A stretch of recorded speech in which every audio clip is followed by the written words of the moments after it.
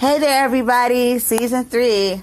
Brandy J's voice to be reckoned with in the building. Hey. Anywho, guys, I have a great show for you today. I have here with me today Heather Lehrman. She is an author of an amazing book called Bullied at the Dog Park. She does a lot for the bullying advocacy. She is just amazing what she does for kids, and she took her story, made this awesome book, goes around to all these schools and teaches kids from very young ages on up about bullying. And I think it's just the most one of the most honorable things she can do, because it's her story. It's just like, you just can't make stuff up like this. I'm telling you, it's an amazing story how she got to this point, but that's not all she does, people, and she's not even finished, okay? But what I do know is that she has a big heart and a love for animals, and she loves her dogs, and she loves kids too. So let's give a welcoming ear to Heather Lehrman. Let's go. Hi, excuse me. I have a question. I'm taking a poll. Have you ever been bullied before? Excuse me. I am trying to read here. Thank you. Can you please, not talk to me? I'm sorry. I'm trying to read. Thank you. Okay, ma'am, but your book, it's upside down. Like I said, I'm trying to read. Trying. Thank you. Jeez Louise. Hi guys. Hi. I was taking a poll, and I just wanted to know, the things that people probably had in common. Have you ever been bullied before? Have your face ever been bullied before? Please back up. We don't have any money. Thank you. And by the way, our mom, she pays her taxes. Thank you. Bye. You're welcome. Bye. Thanks. People, are just so mean and so hurtful, why are people just so nasty to one another? But when you really think about it, you expect adults to be nice, right? But it makes sense where the kids get it from. And then they just do it to one another, because that's probably how they talk to them in their home. Who knows? I can't say I understand, but sheesh, I understand. But that doesn't make it okay. We have to do something about this. Bullying can kill. Do adults really realize what bullying means these days? You can't take it lightly. I've seen the news. I've seen some bad stuff happen. But I know now for sure this is my duty, and I'm never giving up. I'm going to make sure that I get across to people all over the world that bullying is a no, and it destroys, and it's not the answer to anybody's pain, just like the person being bullied when they take their own lives. I'm just so sad of hearing all these stories. I've been bullied before, and that's why I'm doing what I'm doing, to help other kids so I can feel empowered to get my voice back. Oh boy, Heather Lehrman's here, and she'll totally understand. She has a book called Bullied at the Dog Park, but we'll let her tell you the rest. Great, here she is. Hey, Heather.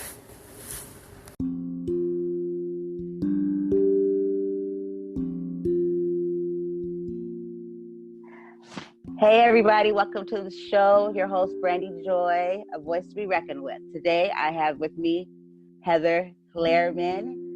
She's an amazing guest that we have. And Heather, are you with us? Yes, hi, how are you? I'm well, and yourself, how are you doing?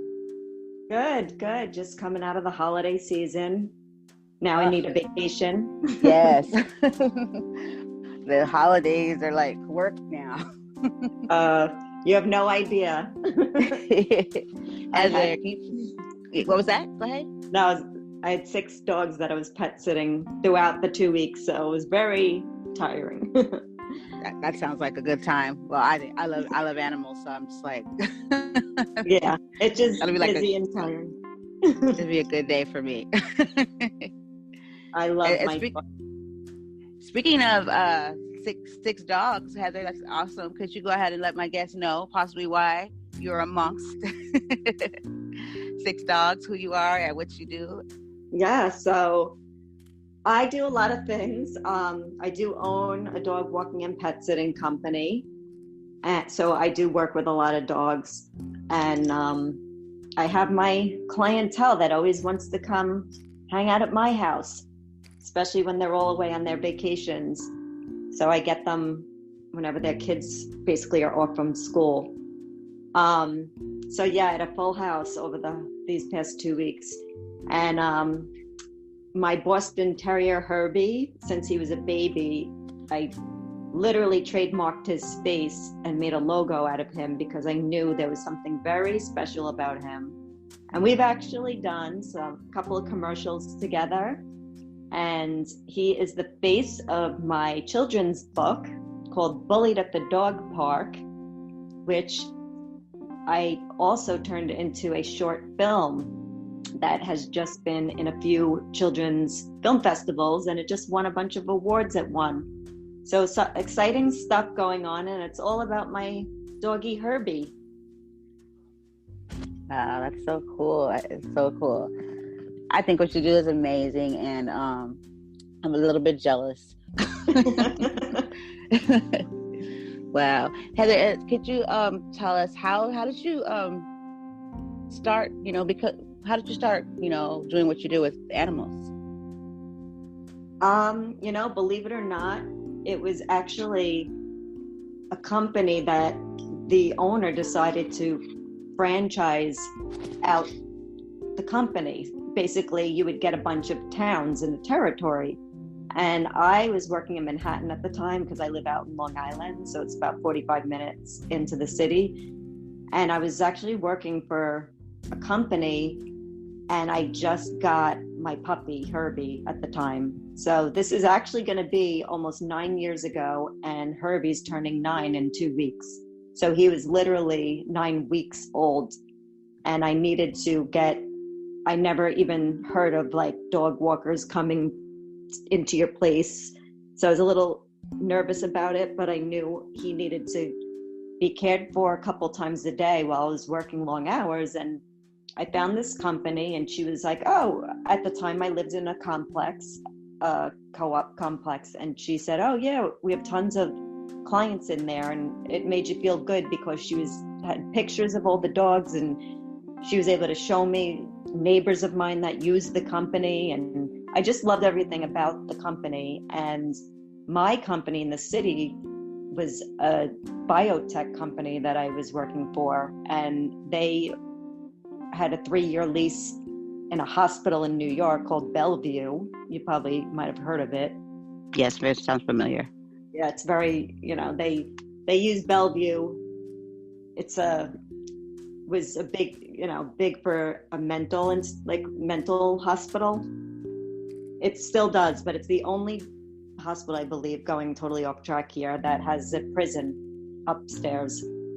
But they leased the whole floor there, and they were trying to it was a startup biotech company. So I basically was the office manager. I ran the whole thing, and they wanted to move after their 3-year lease was up because it was too expensive out to Colorado. And I said, I'm not going. And I kept looking at the website of the company that was taking care of Herbie every day, that they had franchises available. And I always wanted to be my own business owner, and I love dogs. So it just kept hitting me like, okay, I think it's time. I think it's time I take a chance and I buy a business. And it was the towns that were surrounding me at the time. And I called the owner and said, is that these towns still available? And she said, yes. And we get calls every day for these towns. So I just took a chance. I didn't want to uproot to Colorado. I wanted to, I just bought my own first property, which was a co-op there anyway. And I didn't want to leave my family and friends. So basically that's how it started. And it was funny because I was in the local paper right away with an article about me. First client turned owner. And it was a big picture of me and my Boston Terrier. So it all started about 9 years ago, and I bought the franchise and I built it up from scratch. And by the time I was done, which was just a few weeks ago, literally, I just sold my franchise. I had about 375 clients.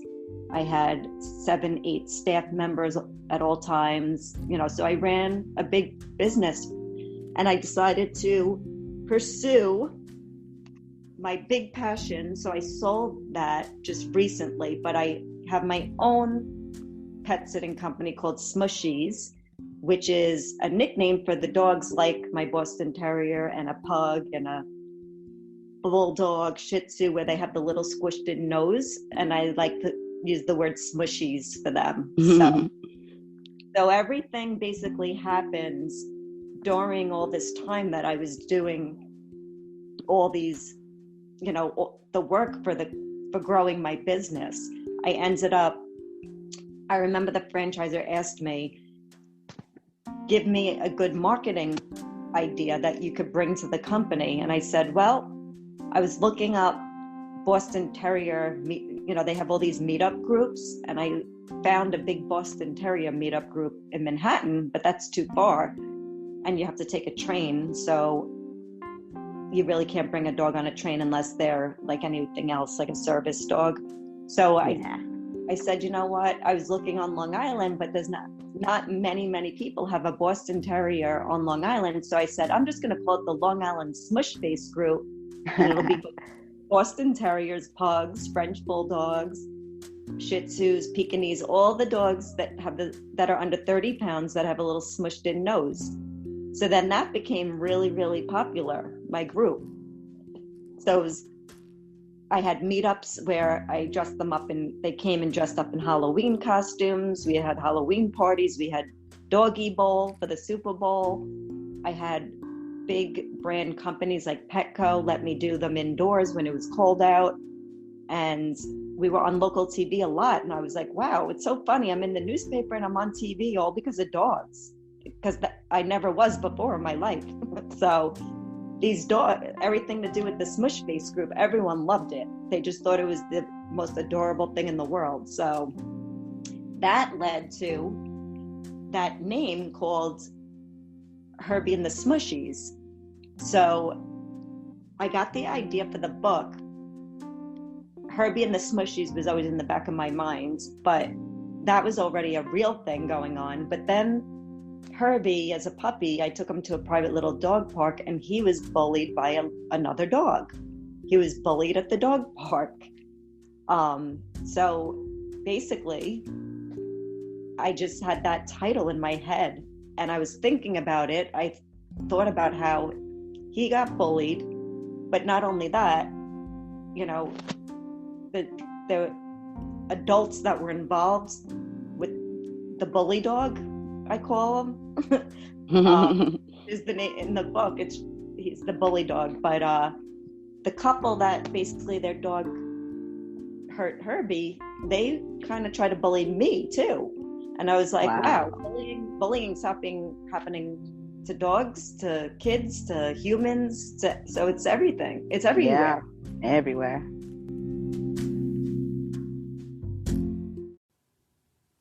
Hey, if you haven't heard about Anchor, it's the easiest way to make a podcast. Let me explain. It's free. There's creation tools that allow you to record and edit your podcast right from your phone or your computer. Anchor will distribute your podcast for you so it can be heard on Spotify, Apple Podcasts, and many more. You can make money from your podcast with no minimum listenership. It's everything you need to make a podcast in one place. Download the free Anchor app or go to anchor.fm to get started. Listen closely. Download the free Anchor app or go to anchor.fm to get started. And then you can listen to me, Brandy Joy, with a voice to be reckoned with.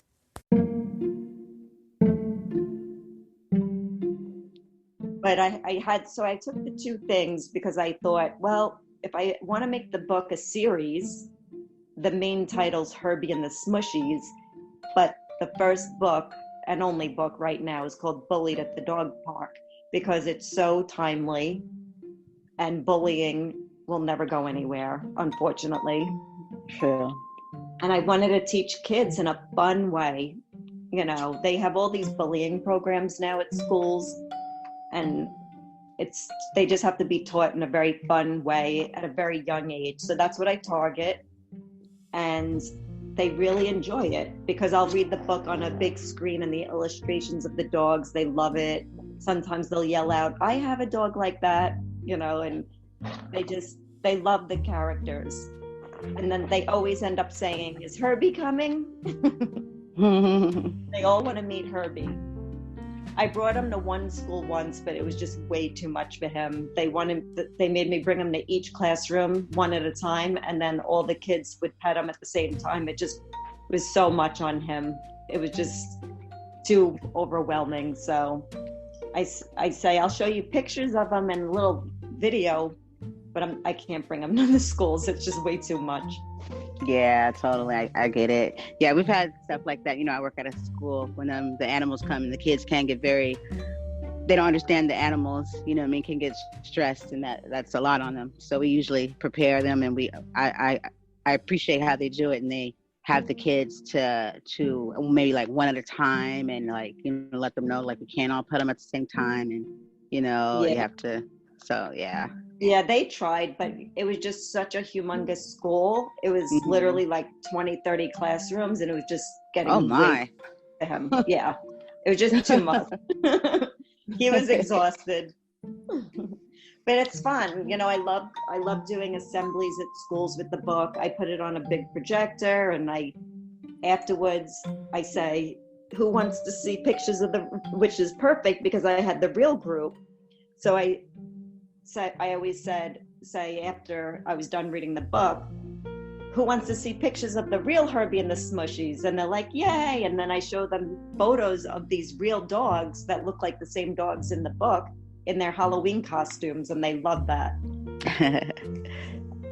Or in their football jerseys. And then, I do a little lesson with the kids, and I just ask them, which characters were bullied, who was your favorite character, what happened to that one, if they were bullied, and what did they do about it. And at the end of the day, it's just they love opening up, which always amazes me that one kid will just open up and say, "One time," like a little 5-year-old girl, "One time I was sitting by myself at lunch and blah, blah, blah, blah," and then like either me or a school administrator will jump in and say, "And how did that make you feel?" "I don't like it," so it opens up the lines of communication. And that was my whole point of the book. Yeah, that's awesome. That's awesome. I think that's very commendable. And I think that's really awesome, the experience that you had, and you took it and you used it, and not just used it in a way, but it's actually a way that I identify with, because I'm working, towards, this bullying crisis we have, going on with our children. And so I think that's so awesome that you took an opportunity to turn it around and use it as a learning, for someone else's to learn from. So that's pretty awesome. It's amazing because my book is on a website, my own website, Bullied at the Dog Park. It's also on Amazon, but on my website, I put up some testimonials from big mom bloggers. And so far, the best review that I got was pretty amazing, because I didn't ever even think to go in that direction. But she actually homeschools her kids. And she wrote the most amazing quote. If people want to check it out on my website, it's just bulliedатthedogpark.com. She wrote that she thought she was just getting another book to review, basically, but she couldn't believe it. She homeschools her kids, and she sat in bed with them the night she got the book, and she read it. And she said the kids ended up asking her to read it like 4 or 5 times in a row. They loved it. And she said, "I couldn't believe that my daughter started telling me all of these things that were happening to her. And she never brought any of it up before until we read this book." So she said, now we go to the book all the time and we love it. And I was like, see, that's amazing. That's what I want to hear. Yeah. Who would have thought in the homeschool community, they're getting bullied, I didn't even think that way. Yeah, I actually checked into homeschool for my son because of the bullying, but it just wasn't fitting for me as a single mom being able to, 'cause you have to be able to be home and more for it. So yeah, a lot of people are homeschooling. I found out a whole lot of people are homeschooling more often now. Oh yeah, I mean, I know so many of my friends that are mothers of younger kids that are like that. First of all, that horrible age between like 12 and 14 is like when they're the worst. Mm-hmm. But I have a few friends that are moms with kids that age, and they've transferred like twice already to different schools. Wow. And it just goes to show you, it doesn't matter where it has to be stopped, and it doesn't matter where they go, because if they had to go to 2-3 different schools already, what's the point of keep moving them? It's not them. It's not the school, It's gonna happen anywhere they put them. So yeah, we just have to teach them how to deal with it, basically. It's sad because the school, the worst stories I hear is that schools, they have their policies. Obviously, if something goes on in the school, they could do something about it, but they say anything over text messaging or computer, they have no control over that. And that's really where it gets really bad. Yeah. Take a bigger role, because then you bring parents against each other, and then nothing gets solved, and the children sit back and they watch it unfold, and it helps no one. Yeah. So my thought with my book was, to try to teach them at a very young age. Like my book could be from like 3 to 8. Yeah. 8 years old, but like even the young group, 3 to 6, they just to teach them very, very young to just be nice to everybody. Yeah. It doesn't matter what size, what color, Yeah. I try to teach that in the book without it being so obvious. Yeah, for sure. And that's why it's perfect. You have to get them at a young age, and install that within them. I told my the very last school I just took my son out this year, I told them, and they told me, they said, well, what do you want us to do? They said, well, you work at a school, you tell kids to not do anything, to do something, and they still do it anyway. They told me it was out of their control. And I said, I know I don't know how it is. I said, you have to teach children. So you have to teach children how to treat one another. And sometimes I had to throw ideas out there. I said, sometimes you have to create programs or activities that bring kids together so they can learn how to get along and things like that. And they just were kind of staring at me with like this blank stare, like, okay. And I just was like, yeah, I'm not bringing him back here. They wanted me to keep bringing him back without any resolve. And I said, no, I've heard too many horror stories of kids coming back, and then that kid retaliates or they get suspended and they come back with more of a vengeance. And in a few, it resulted in that child passing away. They had got a hold of the child and were kicking him. And, my son, his was physical. He got punched. He got jumped by 2 people, and they kicked him. A girl kicked him in his stomach. He's 12. It happened this year. Oh my God. Yeah, he got kicked in the stomach by a girl, and a boy held him down.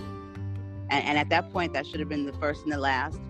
They, got suspended, or I think, but I sent them back. And then a whole nother incident happened where it was physical. So wait, this was at his school? Yeah. And what happened to those 2 kids? Pretty much nothing. They said that they suspended them, but suspension is just a procedure. There's things that have to come with it. Suspending, all it does is removes the child from the school for a few days. They're probably at home texting and playing, and then they come back to school. That's not how suspension should be used. And so it didn't help, because someone else, was at it with him too, and they're just throwing rocks and just doing the worst things you could possibly be doing. And this is at his school, and I'm just like, where are the adults? What's going on here? And so he called me. I was at work, and I got a call. He was in the office with ICE, on his face. And I immediately called my sister, and we went there, and I removed him right away. I said, "Oh, we're leaving. we're out of here." And so I had kept him out of school for maybe 2 weeks. I had to, but he did some independent work, and then I just kept seeking for somewhere he can go and be safe and receive his education. So now he's found I'm at a school where it's more of independent study, and he goes for a short amount of time, but it's not a school. It's like a place where all you can do is focus on your studies, and they're very attentive. And Heather, I have a quick story for you, because I know this. This is your interview; it's not mine. Yeah. But it brings up so much. But this is so ironic that the day I took him to enroll him into this school, he looks over. He said, "Mom, look who's here." And I look over, and it was one of the people, one of the kids. And I was headed to the restroom, and I looked at him, and I looked at the kid, and I said, "Yeah, that won't be happening here." And I went to the restroom, and I was like, of all the places, And so later, the man it was enrolling us, he asked me, he wanted me to tell him more. He said, "So tell me more about what was going on with your son. Like, what happened?" I said, "It's funny you asked that." I said, "Look across the room." I said, "You see that person over there?" He said, "Yeah." I said, "Yeah." And he said, "Get out of here." I said, "No."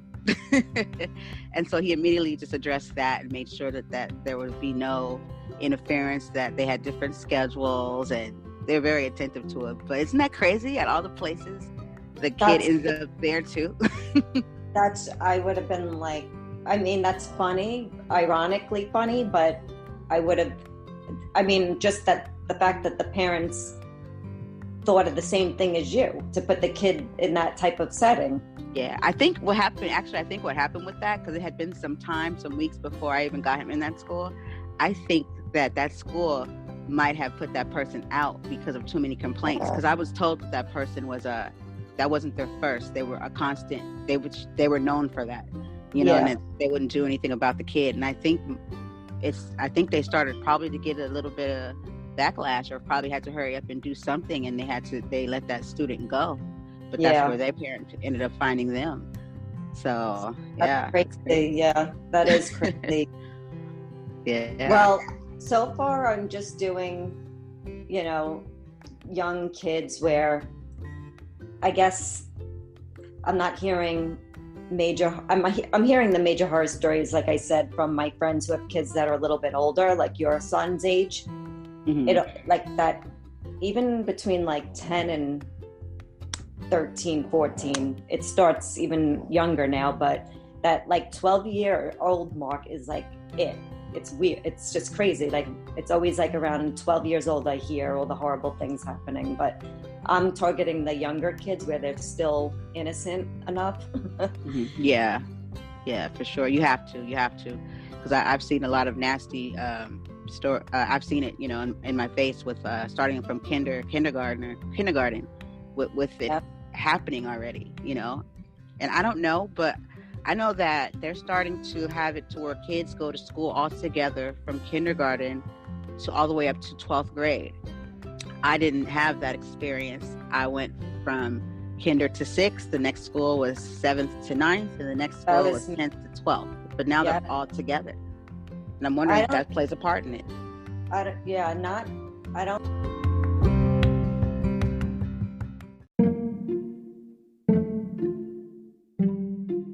I do know, but it's a little different.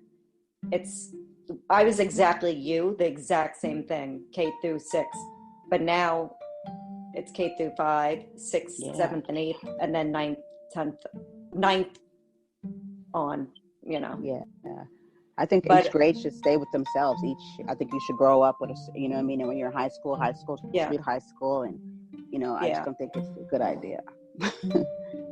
But and then I get the other thing from people that when I tell them I wrote a book, it hasn't happened a lot, but I had a few people say, this is ridiculous with all the bullying crap already. These kids are going to grow up being the biggest wimps, and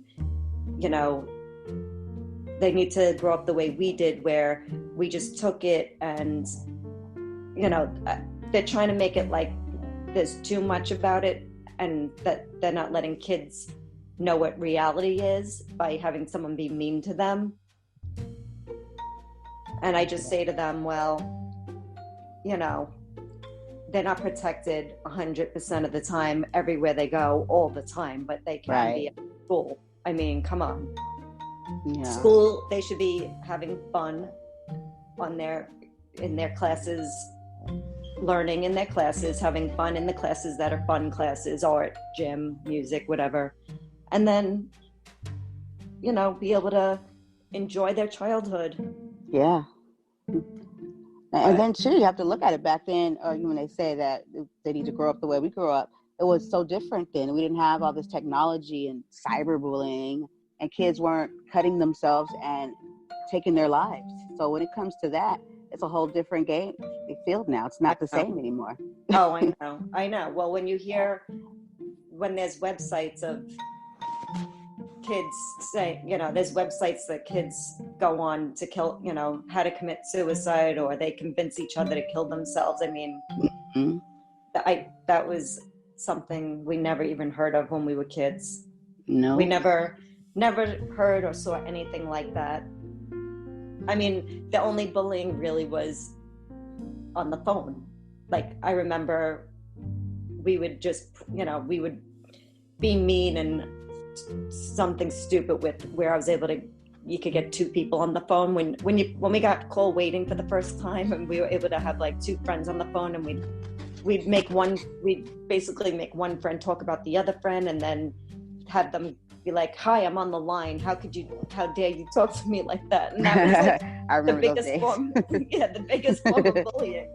Or literally right in the hallway, you know, they would bully you, and that was it. Yeah, but it's a whole nother level now. It's such oh my God. I mean, when 12-year-olds that are going to therapy and pulling their hair out and trying to kill themselves over text messages, different world. Yeah.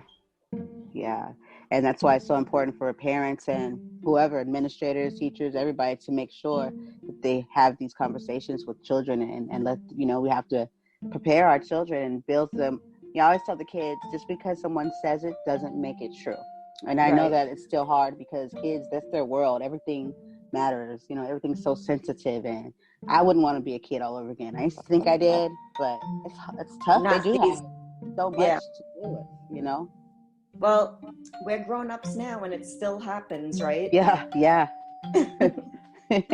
It's amazing. I mean, there's just always going to be people that it's the way you grow up, obviously, and your atmosphere, your surroundings. You know, I don't want to really give away too much of my book. I want people to read it, but basically I do mention something. Hey, you know, bullies sometimes can be bullied too. Like, meaning they came from a home where maybe their parents or their brother or sister bullies them. Yeah, a lot of times that's the case. Yep. So that's why they're a bully. Yep, the cycle continues. yeah, for sure. I was talking to my son kind of about, you know, about you and what you do, and I was talking to him about your dog and how he got bullied, and he said what? He said, a dog being bullied? I said, yeah, honey. I said, the dogs, you know, could be bullied. Like, it's not just, it's crazy. It's not just a human thing either too. I told him, I said, yeah, her dog was being bullied by another dog, and his owner wasn't that much better. Right, exactly. Yep, the dog was not trained properly to be in a dog park. First of all, there's rules of going into a dog park. And number one, they have to be sociable. You know, I ran a group, and it was in dog park, obviously, or sometimes even in a very closed in surrounding, like I told you, at a pet store, where it was even a much smaller area. And I made sure every dog had to be friendly and socialized, and not, even if they were a puppy, the parents would be holding it, and you can't hold a dog. You can't have a dog on leash when other dogs are not being held and on leash, because it just makes them a predator to other dogs. because they get more aggressive because they're being held back. They feel like they can't do anything if you're holding them on a leash. So rules of the dog park are, number one, as soon as you open that gate, you've got to take your dog off a leash. If not, all the dogs are going to come over to it, and that dog on the leash is going to go nuts because it knows it's being held back and can't protect itself. So I've always had to tell people, you got to take them off leash. And they're like, but it's the first time. I'm scared. I'm like, just do it. You'll just trust me, do it. And then all of a sudden the dogs they're just coming to greet them at the gate, and then they run away, and the dog's usually fine. And there's a couple that are just like kids. They're going to grab their mother behind the leg and hide. And sometimes the dog will do that for the first time too, but that's just them learning how to be socialized.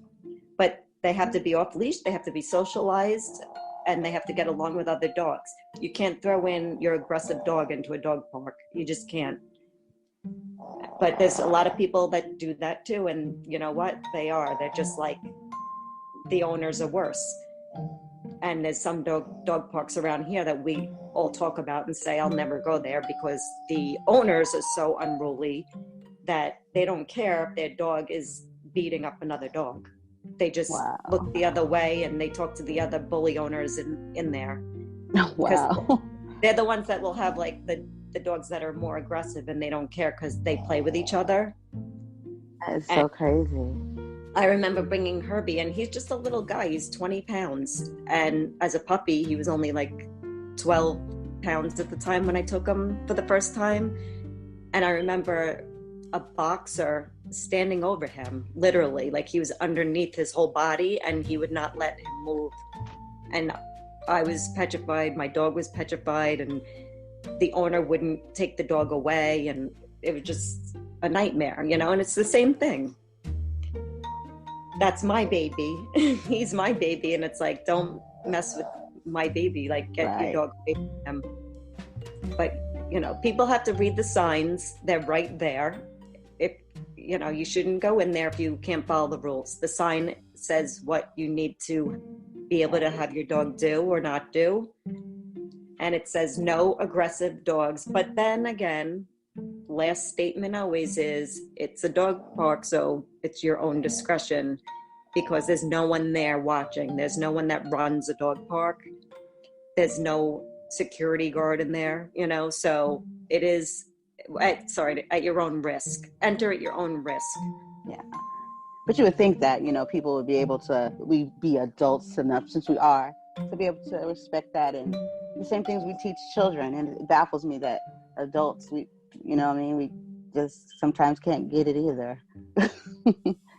So that's why with my book, I left it open, not to really write other books right now, but that Herbie and the Smushies would be a series, because my dream is to have it on TV in everyone's living room. And I picture back in the days when on Saturday mornings watching my cartoons and it being bullied at the dog park. Of course, the first episode would be based on my book, but then I would want each episode to be fun and educational, and I want it to teach kids a life lesson every time.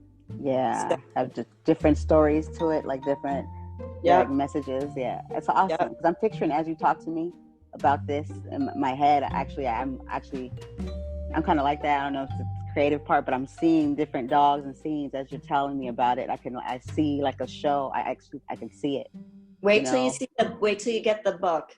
Steve got it yesterday, and he wrote me and said, this is going to be huge. Because I told him, because it was funny when I said, that's what I'm really looking for help with, is you need the connections. It's all who you know. And it's sad because this book gets so much rave about how, wonderful it is to teach kids in this way. Like, people have said, what a great way to teach kids through dogs, So he basically said to me, you need to have realistic goals, realistic expectations.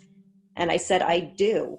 Trust me, when you see the book, you'll understand. you're going to just look at the cover and you're going to see a cartoon in your head. The second you see it, and I'm telling you, you're going to think the same thing. Like, she's right. This is definitely already a cartoon series, because it's the way I created it.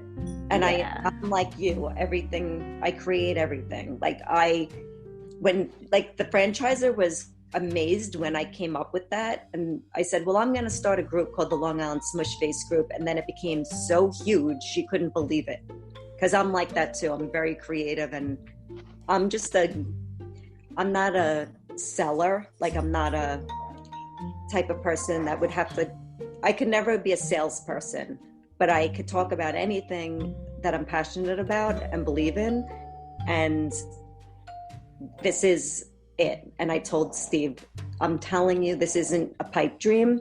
I've been working on it for 3 years, turning it into an animation, using all my money, trying to get like a short film out there just to get noticed. And I actually did go down to, it's called Kids Screen, and it's a big summit. It's a global community where all kids networks go. So I met with some kids networks last year, and they all grabbed my book from my hand, and they were like, this is a great idea, this is a great idea. But unfortunately, I never heard really back from a couple that were really interested.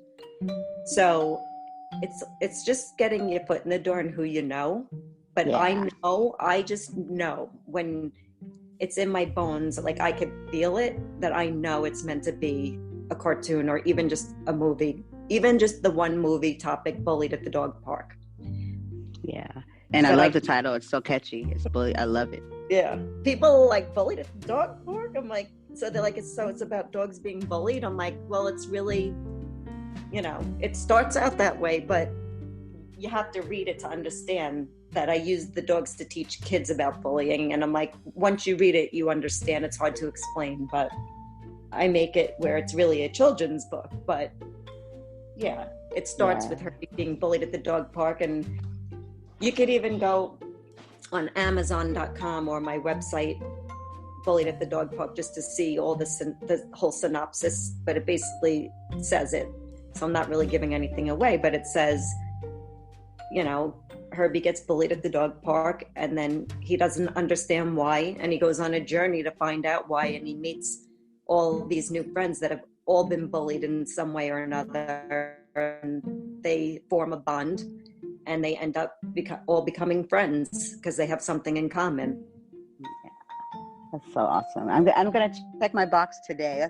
That's why I've been waiting. I just want to be just like, I'm so excited. I haven't spoiled it for myself yet. I just want to, since you sent it, and I'm so grateful. I'm waiting for me to just actually see it right then and there. And I'm just so excited to I'm almost like to tears, because I'm just like, oh my goodness. Because, I'm ready. Yeah, I'm probably there. I got to check it. Sometimes I forget to check my mailbox, because it used to be so depressing sometimes when I used to check my mailbox.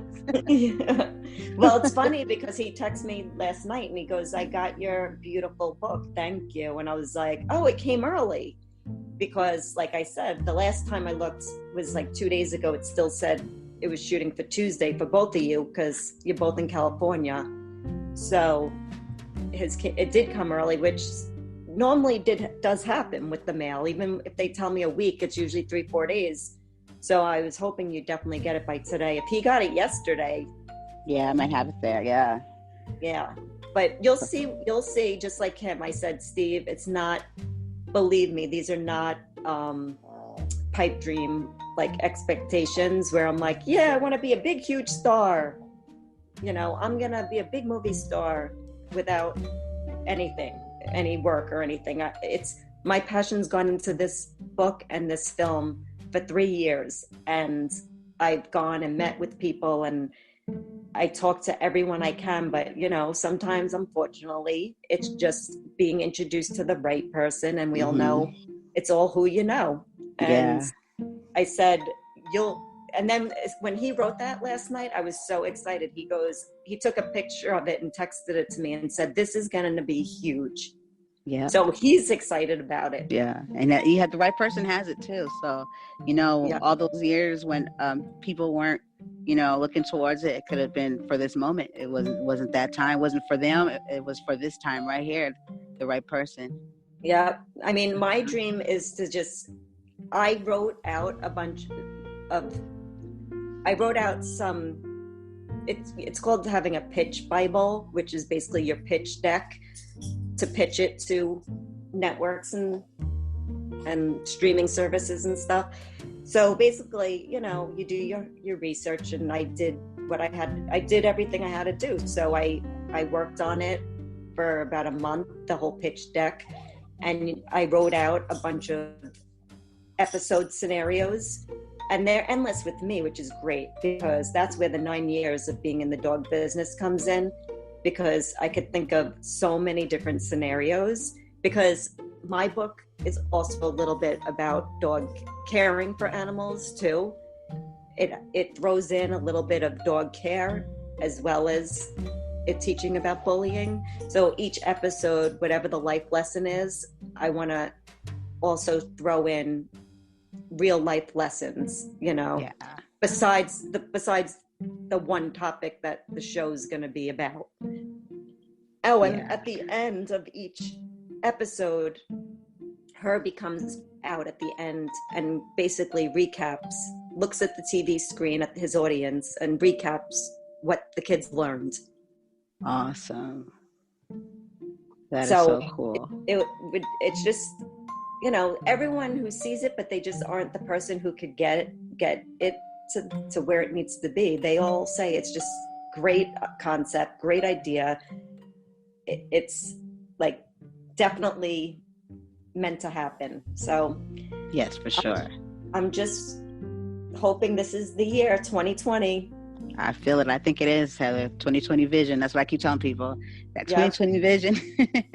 Yeah, I just feel it. I feel it coming soon, and getting to work on it. I really want to be a writer on it, because, you know, if you do get picked up by people, they usually just some networks want to just take the whole project from you, and you don't really get any rights. Unfortunately, that's just how it works.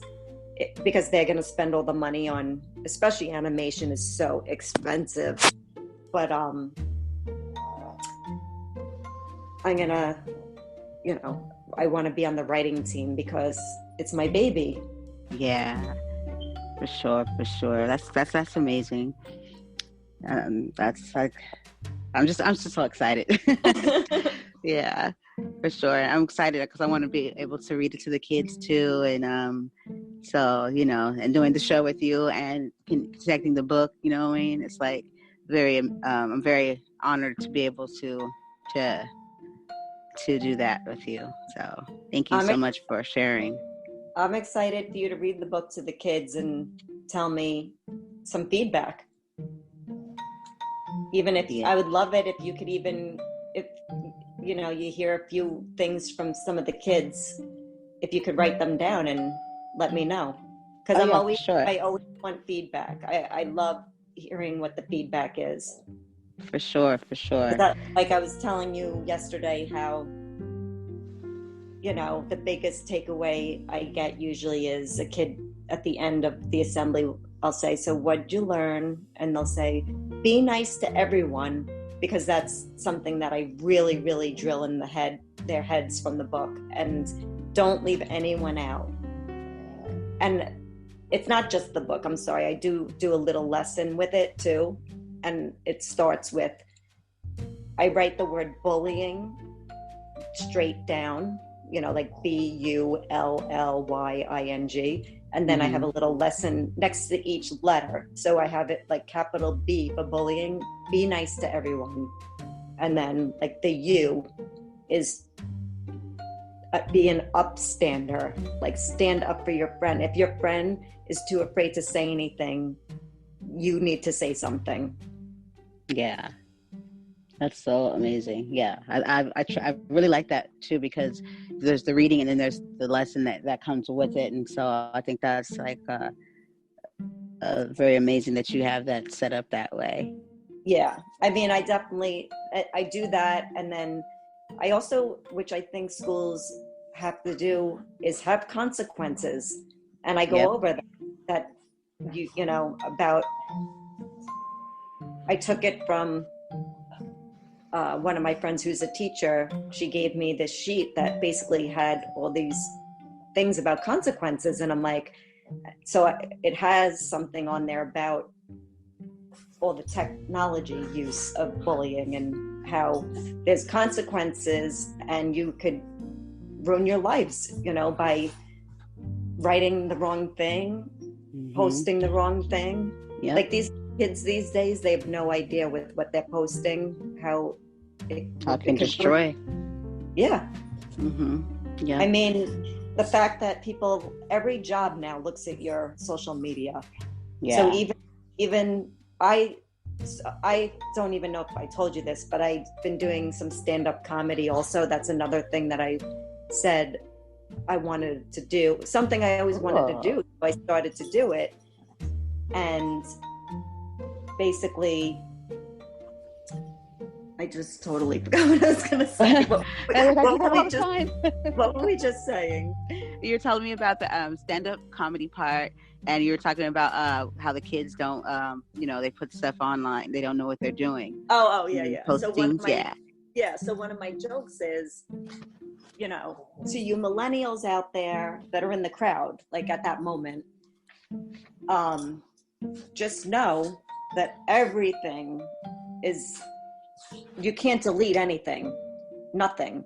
But me and my friends, we had a camera. I'm sure I'm older than you, but we had these cameras that you actually took to CVS, Rite Aid, Walgreens, and you got your photos developed. And I was part of those days. I'm 80s baby. Yeah. So you give them out, and and guess what? If there's any bad ones, I could just go right to the shredder and bye, it's gone. Yep. But you guys, never. It never goes away. Never, ever, ever. So I put that in one of my acts sometimes because they need to know. Like, you have no idea. You try to get a good job. You have these horrible photos up on there. Forget it. Yep. The company you keep, and they post these, things, and it's tagged to you. That's why, I think people look at our social media to see what kind of, people, what we are around, and, it's like, these kids don't get there. We're ruining their future as of right now to what they would want to do later on down the road, because people remember that stuff, or they see that, they don't want no parts of it. Yeah. So, yeah. I told my son right now, too. I tell him, I said, you be careful what you think it's funny right now, or it's just something, just like to you, it means nothing, but to someone else, you know what I mean? They look at that and they're like, and that's a representation of you, actually. And they're thinking that, that's how they're judging it. Yep. That's why I'm happy. I'm actually happy they didn't have all this when I was at that age between 17 and like 22, 23, partying with my friends, because you don't want any pictures. I didn't do anything crazy, but you still don't want any like pictures of you drinking and that's like your past, and and that's not who you are. That's just something that you did, as you were growing up.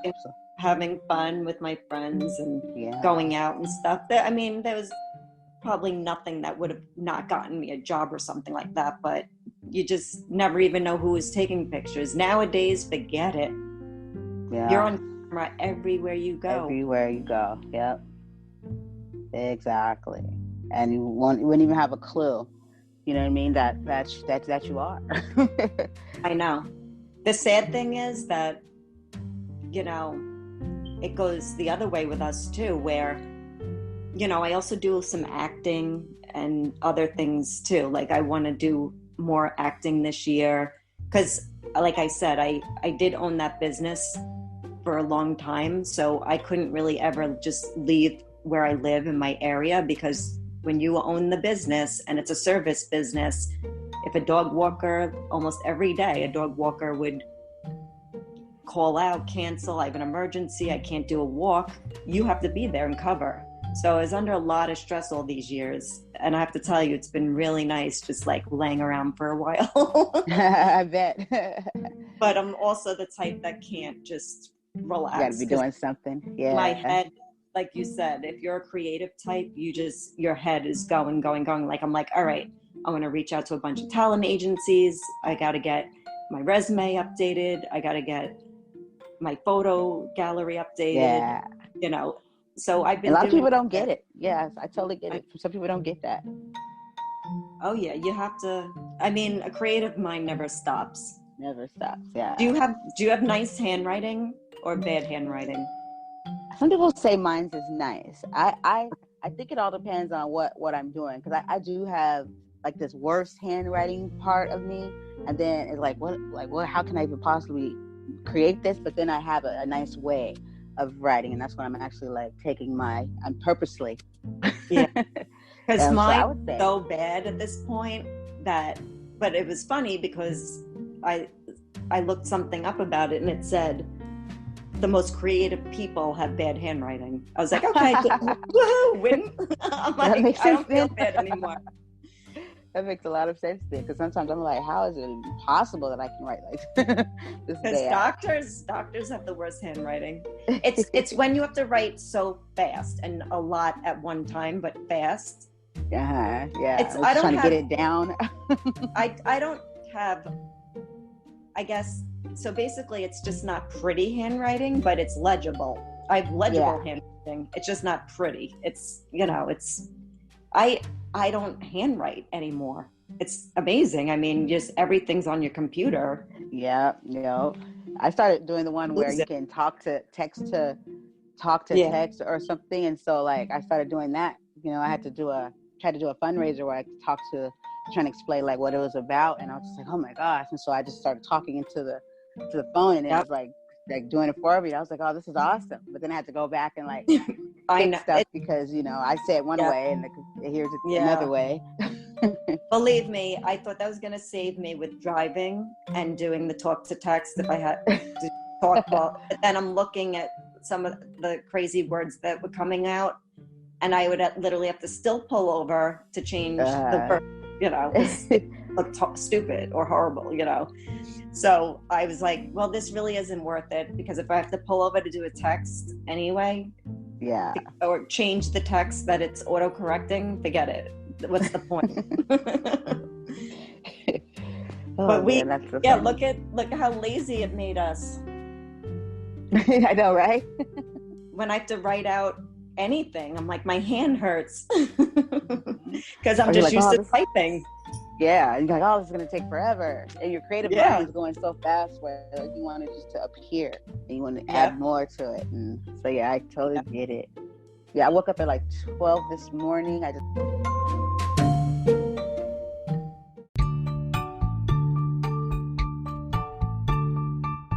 Well, it's hysterical because some of my friends get annoyed with me because I actually did.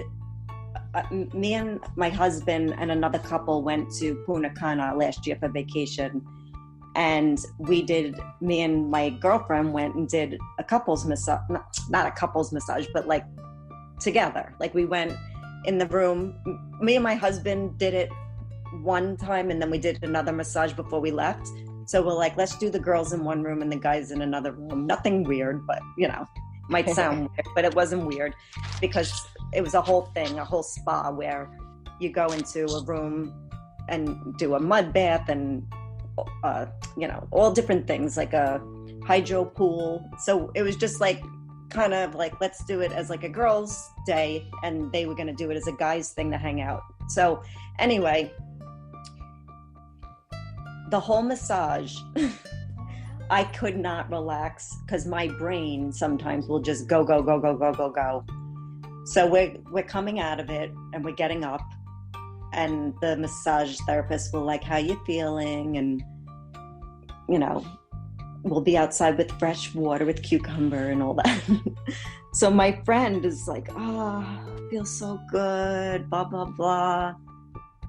And I just went a mile a minute.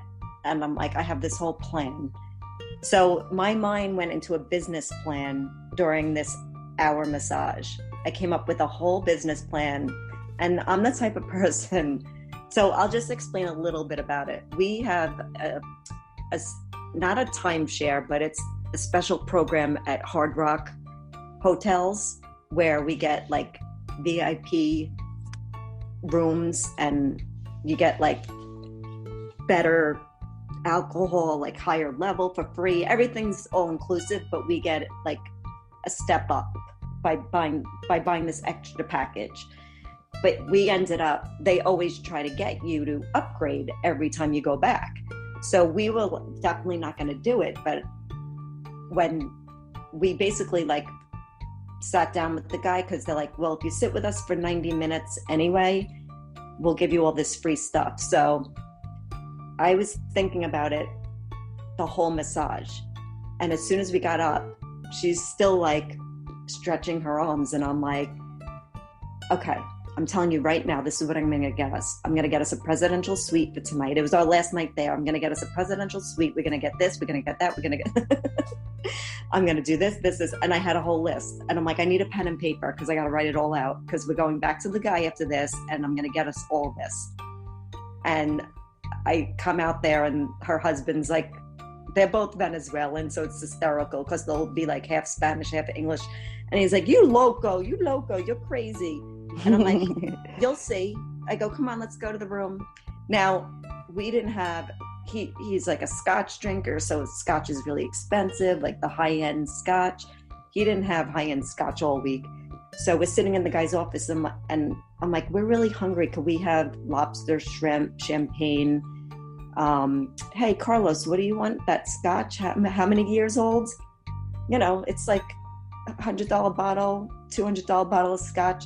I'm like, so he ended up drinking pretty much a bottle. He had like 3 glasses. I'm like, I want the highest champagne. I want this, I want that. Because these guys need to sell you the package so bad that they will do anything. And I learned that from the last time we were there. And I'm like, these are my list of demands. And I handed it to the guy. The guy's face turned white. And this was all during a massage. Like, okay. And basically I got us 8 free weeks of vacation and all their properties are all over in Mexico, like Cabo San Lucas, Riviera Maya, which is the next place we're going. I got us a trip to Paris that we have to use in 2021 next, in a year for like $150 for a deluxe, for a beautiful room. We just have to pay airfare. That's it. $150 for the 7-night stay in a gorgeous room in Paris. Like when I'm serious, when I'm like in that mind frame, and she's like, I can't believe you did all that during the massage. And a few hours later, all our bags were moved to the presidential suite where the room was bigger than my house. And they were still in shock looking at me like, what the hell? Mm-hmm. We're in this presidential suite where it had a living room this bigger than the first floor of my house. It had like 5 bathrooms, 2 stock bars. The deck outside over the water was the size of the length of 2 of my houses, like 2 houses length. I mean, it was just unbelievable. I'm like, this is my new house. But I just went into that mode. It was crazy. It was like an out-of-body experience. Wow. So cool. When it comes to being, a business, I guess I'm a business person and a creative person at the same time. But it was funny because I was like, we both want gift certificates to Swarovski because they had a Swarovski store, because those Hard Rock hotels and casinos are set up like a casino. So the hallways all have those really nice stores in them. Mm-hmm. And I kept saying it. I'm like, I want us to both have, at least $150 each to buy something. We want a gift from Swarovski. And he kept saying, I can't do that. We don't own Swarovski. we don't own them. They're their own business.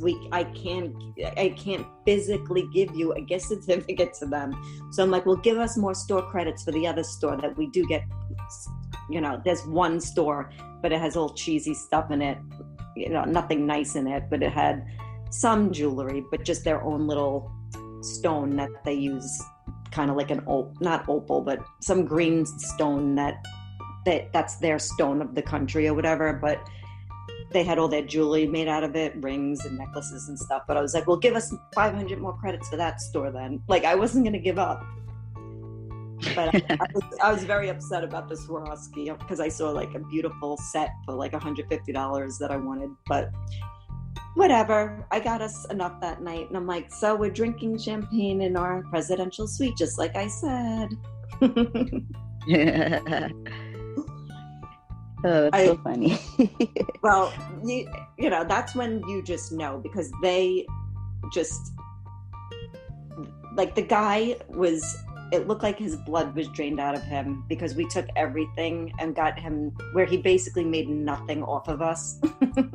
Because then my husband was getting into it. He's like, give us 2 more free weeks. And the guy was like, I can't do it.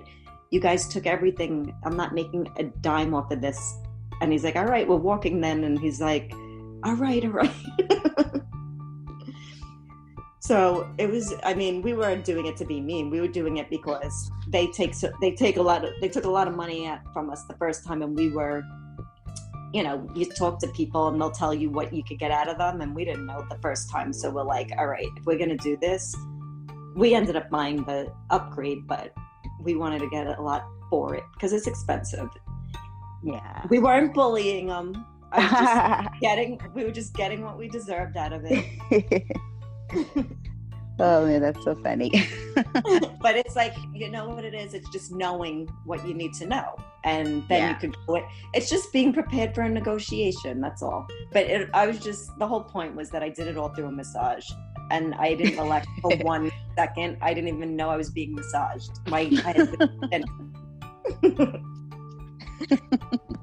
And now I can't wait for our vacation. I just can't wait. I need a vacation very badly. Even when I went the last 8 years, we went like once a year, because that week I still was petrified, because when you own a business, you just can't relax. So you can't really go on vacation, because I'm worried. Like, if one walker couldn't do walks, I had to make sure there was someone to cover.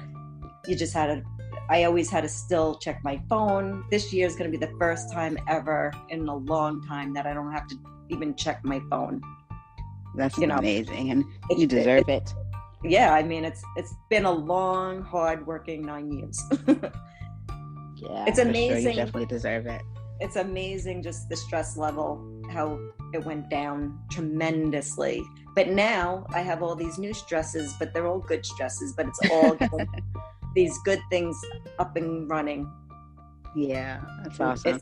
It's the book, the animation, the acting, the comedy, everything.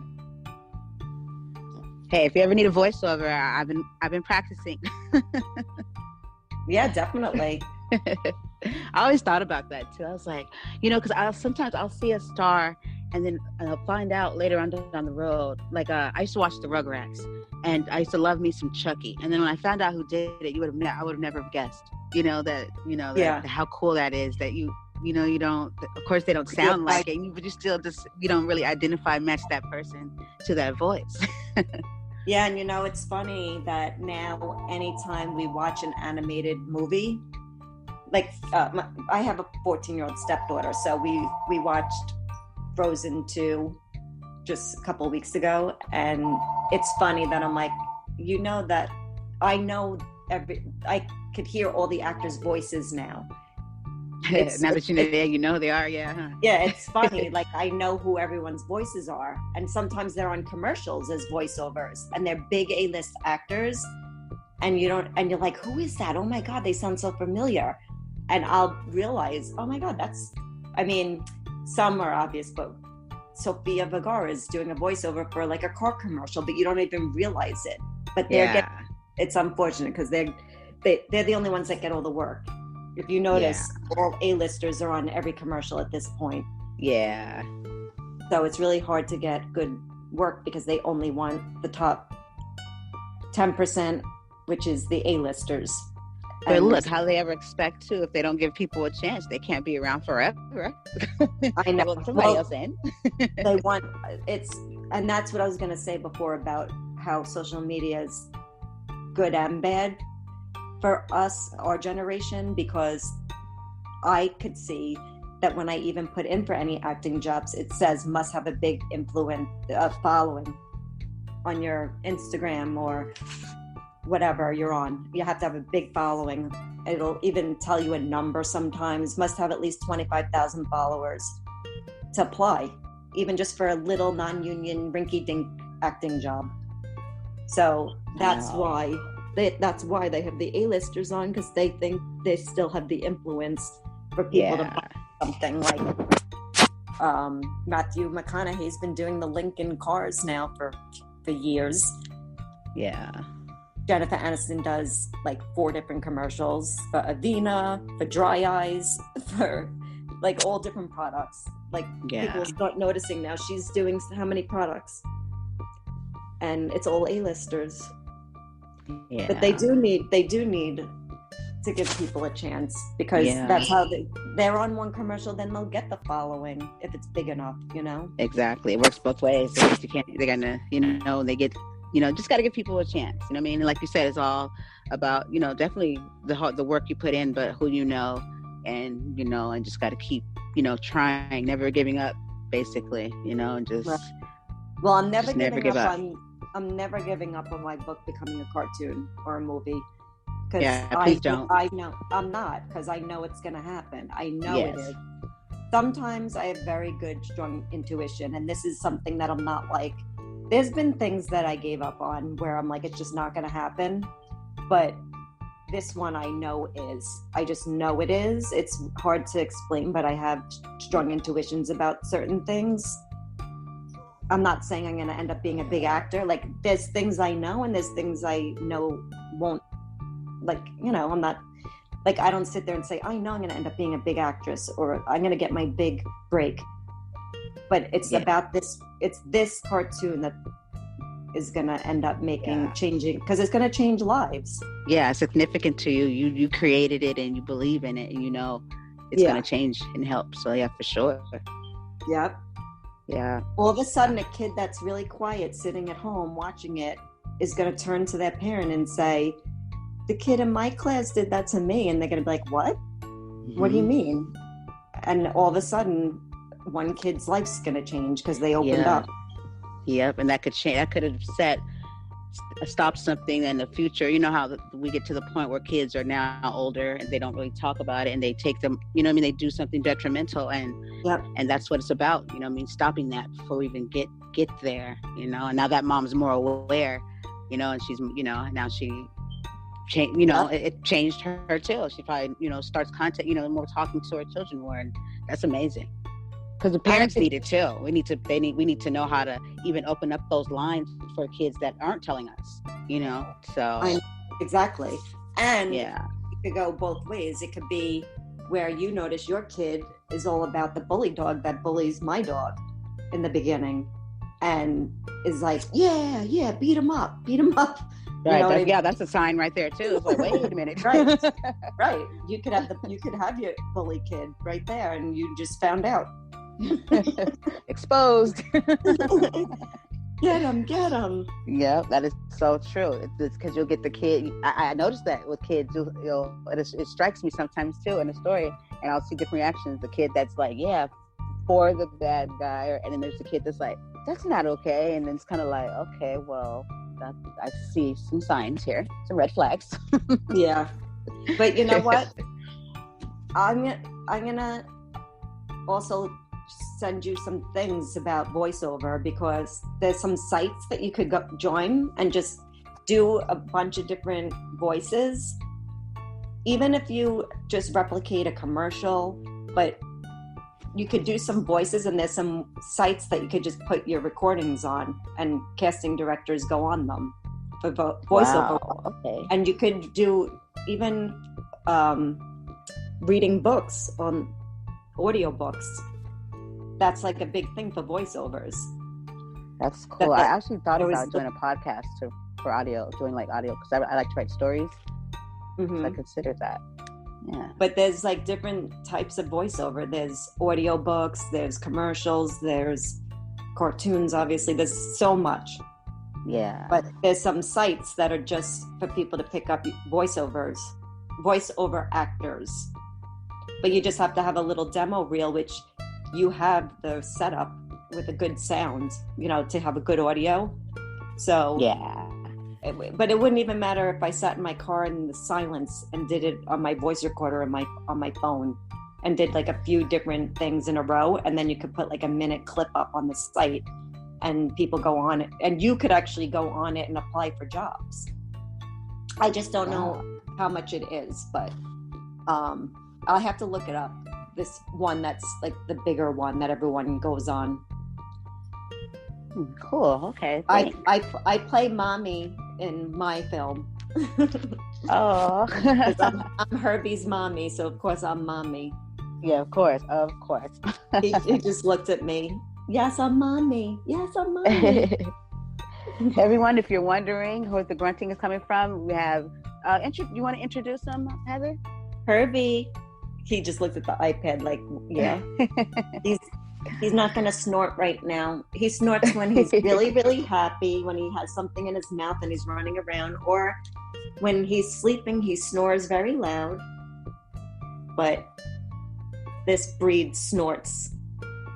Bostons and French Bulldogs snort a lot. So the snorting is I mentioned it in the book, and it's in my little short film. So I am hoping that the short film gets out to maybe even out near you or in LA, because I put it into a couple film festivals out there just so I could go out there. Awesome. Yeah, most definitely. I'm definitely going to, when I get a hold of it. Yes, let me know. Showing everyone. Let me know as soon as you get it, and I'd love if you could have some feedback from any of the kids or the teachers, the principal, because I love to get feedback from everybody. For sure. Oh my goodness, there's so much more. I definitely feel like there's so much more, that we could talk about and address. And so, you're more than welcome anytime you want to. This is a voice to be reckoned with. And so, like we talked about the other day, so this is a place for you, to come and talk about your book or what you're doing. And me working on this, the bullying, the advocating, I definitely need all the help that I can get, especially if hearts are really into it. Then, I just feel like, oh my gosh, people, please care. I know people care. It's just about, like you said, getting the right people that really want to, see this, this being taken seriously. Yeah, a change. Yeah, a big change. Mm-hmm. So yes, absolutely. For sure. I will be back on when there's something exciting to talk about, which I think will be very soon. So will be very soon. Oh yes. yes. Heather, could you please let our listeners know once again your websites, where to find you, where to go for anything they need or want to know? Yes, please. You could follow me on Facebook. I have 2 pages, Bullied at the Dog Park and Hanging Out with Heather. So you can find me on those 2 different Facebook pages. The Hanging Out with Heather just tells you everything I'm doing personally. And the Bullied at the Dog Park has stuff about, the book. But you could Facebook like my page, Hanging Out with Heather. I'm on Instagram at Heather Lehrman. That's LEHRMAN. And I can't have any more followers on my personal Facebook. I'm always at I'm at my max. I always have to delete people. But you can find me on Twitter at Heather_Lehrman, LEHRMAN. And I have a website, heatherlehrman.com. So you can find me on all those platforms. I'd love to hear from you. And everybody, you got to get my book, because you'll sit down with your child. And you know what? I purposely made it a very beautiful, traditional, hard-covered book, which they don't make anymore because they're so expensive to make. But it's a beautiful, glossy covered, beautiful, bright, vibrant colored book with all the dogs on the cover. So when you see it, it's a book to have for years. It's a book you can have on the shelf for years. So amazing. It's worth it. I love bright colors. Yeah, it's under $20. It's so worth it. It's a book that you read to your grandkids, your kids, nephews, nieces, teachers love it. Everybody that has just those breeds of dogs buys it just to have a picture of their dog in a book, just to have like their breed mentioned. So it's just, it's, you know, I'm not someone that's like, buy my book, like a celebrity on tour on all the night shows. This is about bullying, and this is the real deal. And you and your kids will love it. I hear it all the time. Mothers saying, it's my son's favorite book. And I'm being honest about the age group, because I'm not telling everyone to buy it. It really is for about 3 years old to about 8 years old. So and don't get me wrong, I have friends that are 6th grade teachers that read it to their class. They get it. It's a little babyish for them, but they understand it even better actually. But it's a little because they baby. still like stuff like that. Yeah. Yeah. But it is more for younger kids. But yeah. It's a great gift for anybody. And I'm doing a reading tomorrow.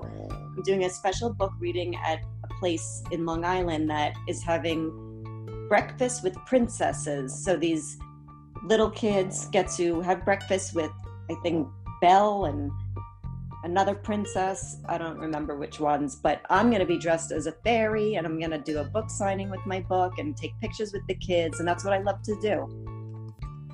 That's awesome.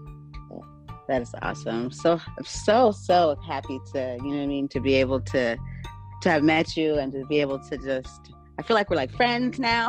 I know. We're definitely going to be friends now. We're connected. That's right. I'm going to run to my mailbox because I'm too excited right now. Well, I really appreciate you having me on the show, Brandy. Yes, anytime. I did want to ask you really quick, can you please leave a message for our young ones and a positive note on anything that you would say to them when you do your when you go and you talk to the kids? Yes, my tagline always is, remember kids, never be a bully. So that's exactly what I want them to know, that it doesn't matter, even if someone's bullying you, don't ever be a bully back. Take the high road. Always tell a trusted parent, teacher, adult if somebody's bullying you. Don't be afraid to tell anybody, and you stay nice and sweet and never become a bully. I love it. Thank you. Thank you, Brandy.